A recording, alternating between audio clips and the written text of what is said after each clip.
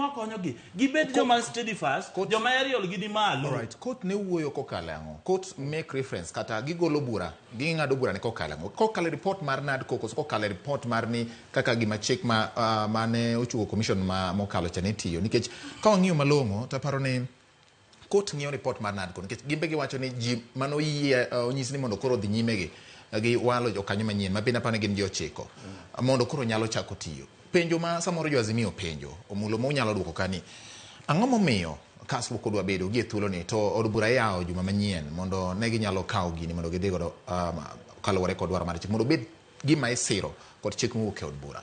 Ing'eyo, the question ok en ma ni NADCO report. Ning'eni kane wach gimo political negotiation, wach moro mar dialogue, njo biro cha, njo chung panel cha.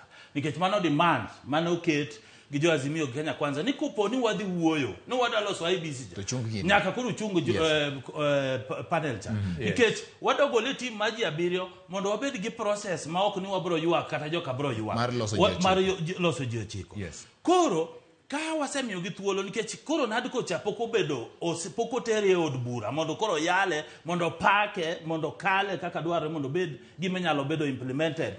To nikech jogo seleo ng'ato ncho dhi otimo gimiluongo ni constitutional interpretation mane miyo high court owacho ni wan kaka wang'eye NADCO report oken onge legal basis mache gima joka ne temo wuoyo lakini koro omiyo joka thuolo kanel thuolo mondo dhi mbele joka se dhi mbele anakia next week samoro gi Omullo the truth manyaka wanyis jopiny ni Kenya Kwanza ketowa a situation marach